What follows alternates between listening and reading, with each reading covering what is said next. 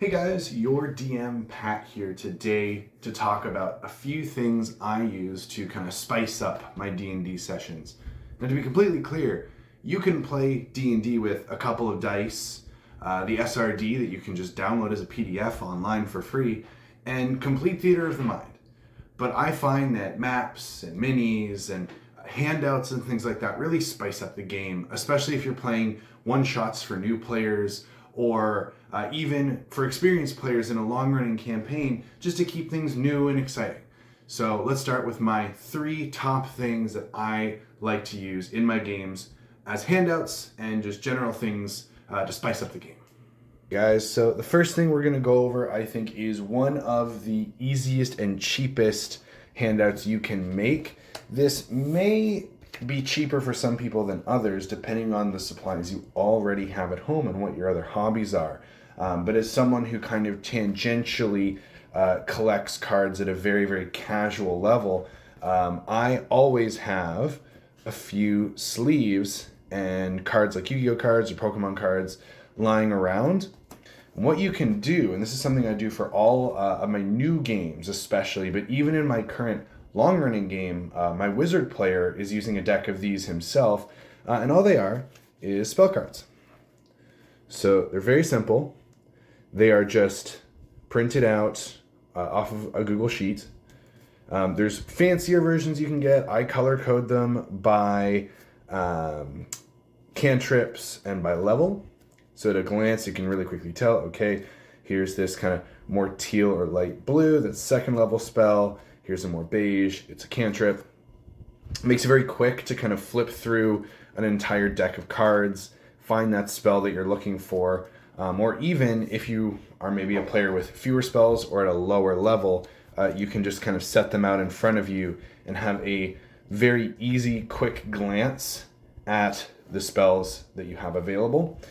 Of course, as you get to higher levels, having a full deck, this is nothing revolutionary. Wizards of the Coast actually does basically this exact same thing with spell cards. You can see some of these are a first draft here that I did, which are these, which only have the paper behind. Later on, I decided to sacrifice some cards to give them a little more rigidity. So here I've got some spells and things with actual card backs. Now if I go over, we're on my game table here. If I go over, I can actually show you guys one of the homebrew spells I've done recently.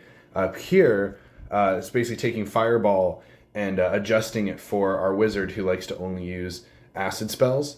So this was part of a very rare magic item that allows him to cast a few spells that he wouldn't otherwise.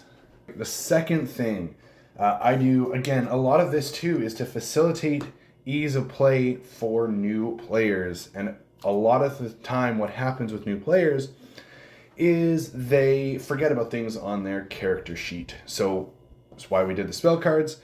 It's also why we do potions. These are very, very simple. These are just little corked bottles I bought at the dollar store for I think it was $2 or $3 for a pack of 4 or 5. And I've just taken some D4s. This is a regular healing potion, so 2d4 plus 2. You can get some bigger ones or taller ones for greater or superior healing potions or other kinds of potions. But this is just a very basic, I haven't done anything to this other than just uncork it, stick a couple dice in, and then recork it. This can sit in front of your player's character sheet as they play, and then in combat, it's a visual reminder of, oh hey, I have a healing potion I can use, especially if you're playing with the rule most people use and now is an official rule, which is potions as a bonus action. They come up a lot more in combat.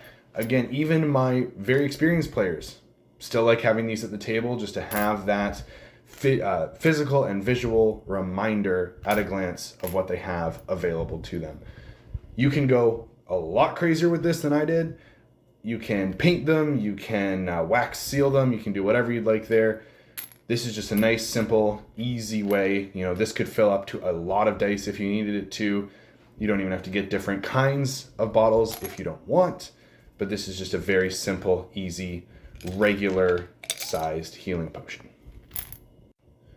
And finally, we'll use an example here, but this is one example of many, is printouts. Following along the same idea as the spell cards, following along the same idea as the healing potions, a physical map. Just something, this is just on a regular sheet of printer paper with a laser printer, just printed out. This was for a pirate-themed one-shot I ran a few months back. Just kind of cut it up and crinkled it a little bit to make it seem a little more used and old. You can go much farther. I know some people bake their paper with some soy sauce, things like that, to really give it that weathered look. But even just using like an incarnate map here that I drew up really quick, and then printing it out, cutting it, crinkling it up, and then as a handout to your players for their treasure map. You can do all sorts of things like this. I can pull out another one here. What I do with my games is I do region maps. So this is a region we're currently exploring, Orkovia. All I did was I printed this out for my players, and now they have the region map at a glance during the campaign. It makes it very, very easy.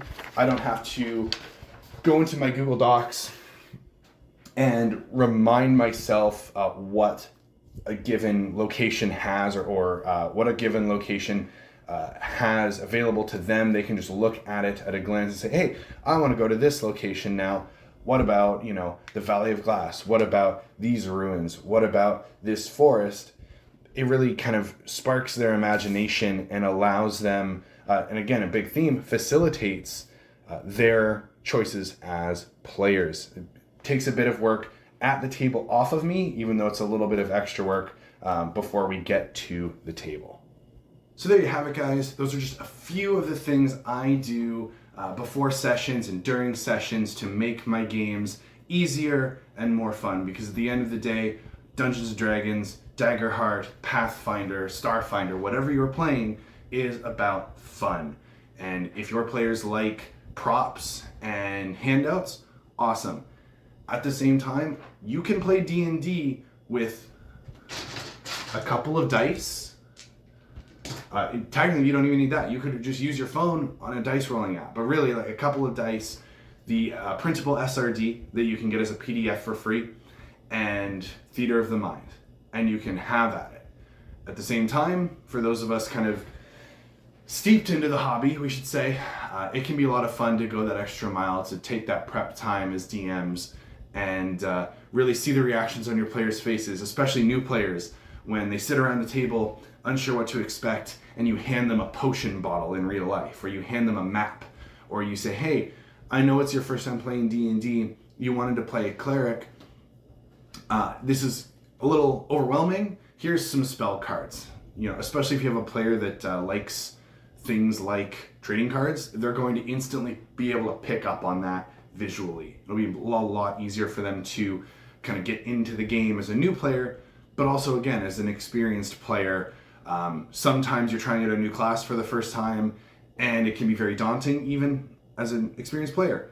It's just an easier thing to do, an easier step. And even if you guys are players and not DMs, you can totally print out those cards yourself and make the player cards, the class cards, yourself, and bring that to your table. Your DM doesn't even need to do that. So, hope you guys enjoyed, and I'll see you next time.